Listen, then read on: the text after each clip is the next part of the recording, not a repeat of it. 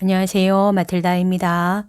오늘도 이어서 우리가 사랑하는 성녀 파우스티나 수녀님의 일기를 읽어드리겠습니다. 수녀님이 누구인지 궁금하신 분은 동영상 아래를 참고하세요. 1938년 4월 20일 프론드닉을 향해 떠남. 나는 요양원에서 공동 병실을 사용할 것이고 온갖 것들에 나 자신을 노출시켜야 할 것이기에 무척 걱정이 되었다. 만일 한두 주일이라면 모르지만 그러나 2달 또는 그 이상이 될지도 모르는 긴 시간이 될 수도 있다. 저녁에 나는 주 예수님과 오랜 대화를 하러 갔다.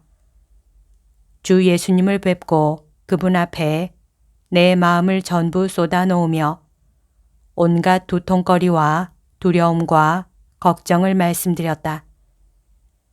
예수님은 내 말을 다정하게 들으신 후에 말씀하셨다.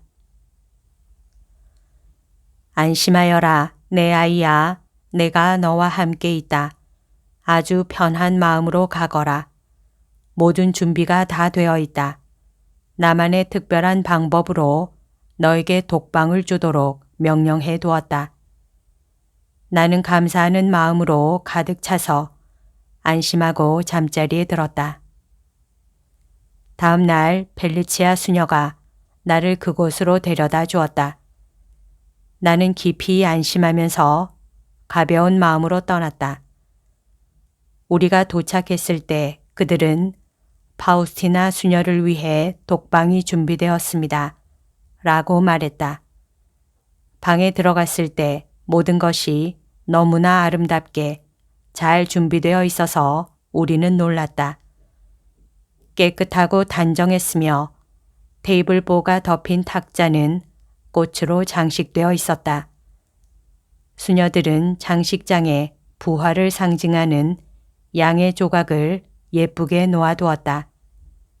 잠시 후 전부터 잘 아는 요양원의 성심수녀회 수녀들 3명이 찾아와서 나를 따뜻하게 맞아주었다.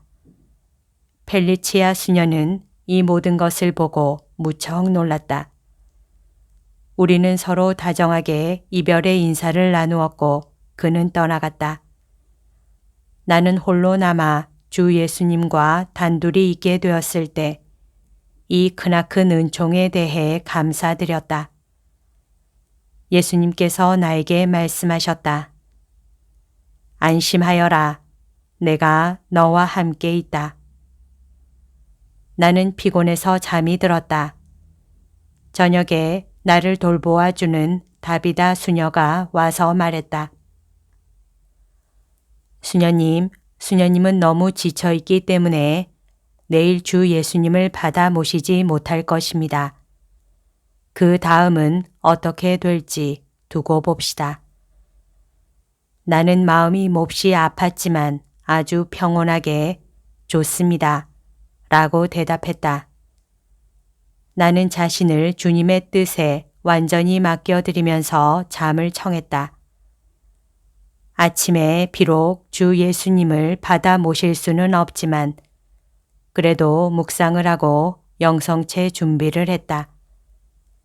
나의 갈망과 사랑이 가장 높은 단계에 도달했을 때 나는 침대 옆에 서 있는 세라핌 천사를 보았다. 그는 여기 천사들의 주님이 있습니다. 라고 말하면서 내게 성체를 주었다. 내가 주님을 받아 모셨을 때 내 영은 하느님의 사랑 속으로 빠져들어갔다. 이런 일이 13일 동안이나 계속되었다. 그러나 다음 날도 내가 영성체를 할 수 있을지는 알 수 없었다. 그렇지만 나는 하느님의 선하심에 완전히 의탁하였고 다음 날에도 이런 식으로 영성체를 할 것인지에 대해서는 감히 생각조차 하지 않았다. 세라핌 천사는 아주 밝은 빛으로 둘러싸여 있었고 하느님의 사랑과 신성으로 빛나고 있었다. 그는 황금빛 겉옷을 입고 있었고 투명한 중백의와 투명한 영대를 하고 있었다. 크리스털로 된 성작은 깨끗한 수건으로 덮여 있었다. 그는 나에게 영성체를 해주고는 바로 사라졌다. 한 번은 영성체를 하기 바로 전에 나에게 한 가지 의문이 생겼었는데 그때 세라핌 천사가 다시 주 예수님을 모시고 내 앞에 서 있었다. 나는 주 예수님께 여쭈어 보았지만 대답을 받지 못한 채 세라핌 천사에게 혹시 당신께서 저의 고백을 들으실 수 있겠습니까? 하고 물었다. 그러자 그는 대답했다. 하늘에 있는 영들에게는 그런 권능이 없습니다. 바로 그 순간 거룩하신 성체가 내 입술 위에 쉬고 계셨다. 일요일 날 간호 수녀가 나에게 와서 말했다. 수녀님, 오늘 신부님이 주 예수님을 수녀님에게 모셔다 드릴 것입니다. 나는 좋습니다. 라고 대답했고 사제는 주님을 모셔왔다. 얼마 후 나는 침대에서 일어나도 좋다는 허락을 받았다. 그래서 미사에도 가고 주님께도 갔다. 첫 번째 검사를 하고 나서 의사는 내 병이 아주 중태라는 결론을 내렸다.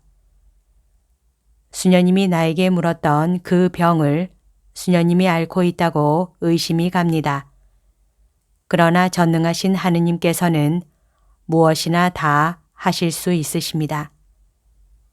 방으로 돌아왔을 때 나는 자신을 그분의 지극히 거룩하신 뜻에 완전히 맡겨드리면서 내 일생을 통해 주님께서 나에게 보내주신 모든 것에 대한 감사의 기도 속에 잠겼다. 깊은 평화와 기쁨이 내 영혼에 흘러넘쳤다. 나는 이 순간 죽음이 찾아오더라도 잠깐 내가 아직 돌보아야 할 일이 남아있으니까 조금만 기다려 주세요. 라고 말하지 않을 정도로 아주 깊은 평화를 느꼈다. 아니, 주님을 만날 준비가 되어 있었기 때문에 나는 죽음을 기쁨으로 맞이했을 것이다. 자비와 연민으로 가득하신 하느님의 가장 거룩한 뜻에 나 자신을 완전히 내맡기게 된 것은 오늘뿐만이 아니었다. 그분의 거룩하신 자비에 완전히 의탁했던 그 순간부터였던 것이다.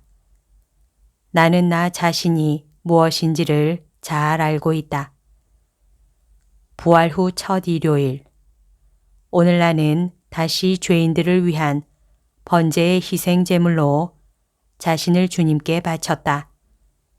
저의 예수님, 만일 제 생의 끝이 다가오고 있다면 제가 주님께 겸손하게 청하오니 오늘 제가 아직 맑은 정신과 온전한 의지를 가지고 저의 죽음을 번제의 희생 제물로 주님께 바치오니 이 제물을 주님께 합치시키어 받아 주십시오.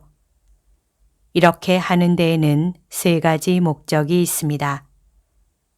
첫째로 주님 자비의 사업이 전 세계로 퍼져나가고 자비의 축일이 성대하게 제정되어 거행되도록 하기 위함이고 둘째로 죄인들, 특히 임종하는 죄인들이 주님의 자비에 의지하고 이 자비에 말로 다할 수 없는 신비를 체험할 수 있도록 하기 위함이며 셋째로 주님 자비의 모든 사업이 주님께서 원하시는 대로 실현되고 이 사업을 책임지고 있는 분들에게 은총이 내리도록 하기 위함입니다. 지극히 자비로우신 예수님, 하늘과 땅 앞에서 제가 오늘 주님께 바치는 이 넉넉지 못한 저의 재물을 받아 주십시오. 자비로 가득하신 주님의 지극히 거룩하신 성심께서 제 봉헌에 부족한 것을 채워서 죄인들의 회개를 위해 주님의 아버님께 바쳐 주십시오. 오 그리스도님, 저는 영혼들을 목말라 합니다. 그 순간 하느님의 빛이 나를 꿰뚫었고 하느님의 전유물이라고 느끼면서 전에는 상상도 할 수 없었던 지고한 영적 자유를 체험했다. 그와 동시에 나는 하느님 자비의 영광을 보았고 수많은 영혼들의 무리가 하느님의 선하심을 찬양하는 것을 보았다. 내 영혼은 온통 하느님 안에 잠기었고 이런 말씀을 들었다.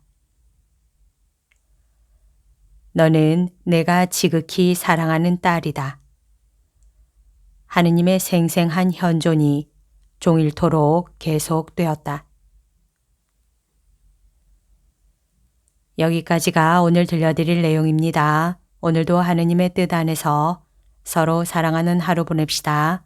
사랑합니다. 축복합니다.